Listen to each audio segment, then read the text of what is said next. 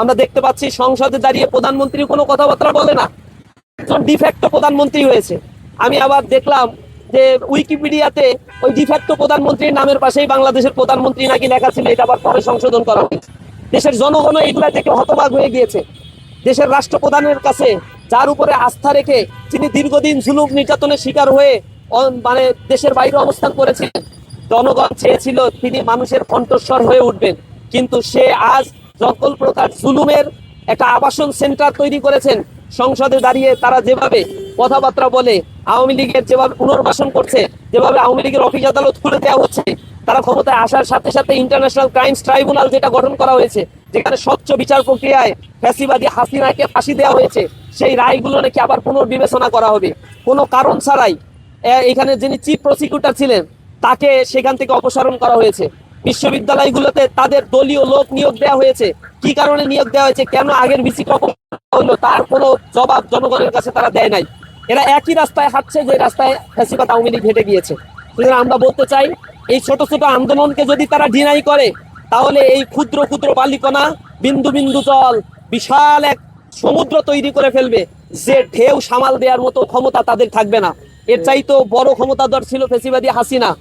এর আগেও সেনা শাসনের উপরে ভর করে স্বৈর শাসন প্রতিষ্ঠিত হয়েছিল এই বাংলাদেশে, কিন্তু জনগণ যখন দাঁড়িয়ে থাকে সকল প্রকার স্বৈর শাসন, ফ্যাসিবাদী এবং জুলুমতন্ত্রের অবসান ঘটে।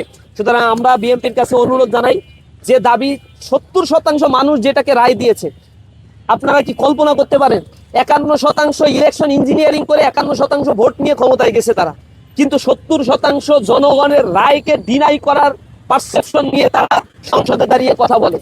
আমরা দীক্ষা জানাই, ইসলামী ছাত্র শিবির ইতিমধ্যেই সপ্তাহব্যাপী সারা দেশব্যাপী ঢাকা সহ সারা দেশে মানববন্ধন, মিছিল কর্মসূচি, বিক্ষোভ কর্মসূচি, অবস্থান কর্মসূচি আমরা পালন করছি।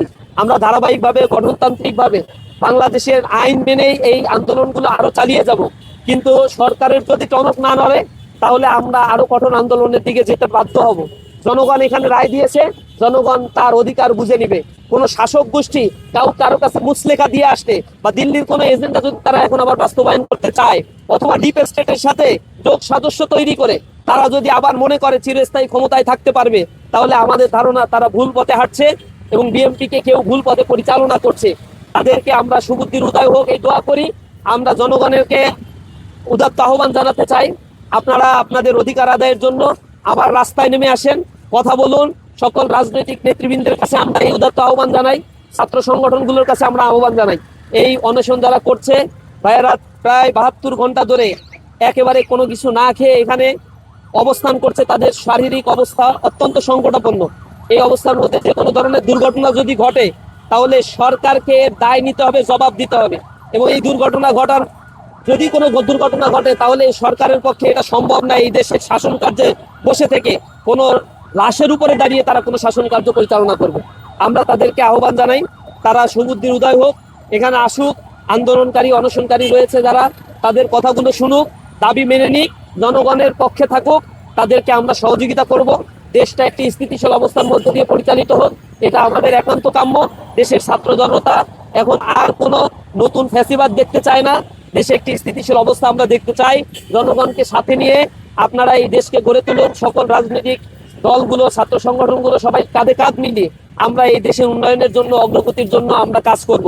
আমরা আপনাদের সাথে থেকে আন্দোলন করতে চাই, আপনাদের সাথে থেকে দেশ গঠন করতে চাই। কিন্তু আপনারা যদি আমাদেরকে তোয়াক্কা না করেন, এই আন্দোলনগুলোকে বৃদ্ধাঙ্গুলি দেখান, তাহলে এই পরিণতি খুব বেশি ভালো হবে না। আমরা ইসলামী ছাত্র শিবিরের পক্ষ থেকে আপনাদেরকে সাংবাদিকদের মাধ্যমে তাদের কাছে আহ্বান জানাতে চাই, আমরা তাদের এই অনশনের সাথে আমরা সম্পূর্ণ একমত পোষণ করছি। তারা যে অনশন করছে, এগুলো দেশের কর্তৃত্বশীল যারা রয়েছে তাদের দায়িত্ব, অথবা দায়িত্বপ্রাপ্ত রাজনৈতিক দল, ছাত্র সংগঠন যারা রয়েছে, এটা তাদের দায়িত্ব ছিল। সেই দায়িত্ব তারা কাঁধে তুলে নিয়েছে। আমাদের পক্ষ থেকে তাদের কাছে রিকোয়েস্ট, এই সরকার তাদের কথায় যদি কান না দেয়, আমরা সম্মিলিতভাবে সকল ছাত্র সংগঠনকে নিয়ে আবার রাজপথে নামবো ইনশাআল্লাহ। তো সবাইকে আমি ধন্যবাদ জানাচ্ছি। বিশেষ করে মেইন স্ট্রিম মিডিয়াগুলো এখানে অপ্রতুল আমরা দেখতে পাচ্ছি। সোশ্যাল মিডিয়া এবং মাল্টিমিডিয়া কিছু কিছু এখানে খাবার দেওয়া হচ্ছে।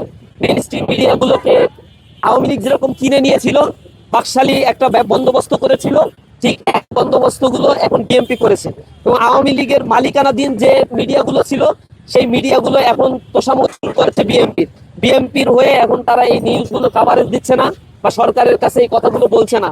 আমরা বলতে চাই এই মিডিয়াগুলো তাদের বন্ধু না, এই মিডিয়াগুলো তাদের শত্রুতে পরিণত হবে এবং তাদের ধ্বংসের জন্য, আওয়ামী লীগের ধ্বংসের জন্য যেমন তারা অতিমাত্রায় তৈলমর্দন করে আওয়ামী লীগকে ধ্বংসের দিকে নিয়ে গিয়েছে, বিএনপি সরকারের পরিণতিও ঠিক সেই দিকেই এরা নিয়ে যাবে।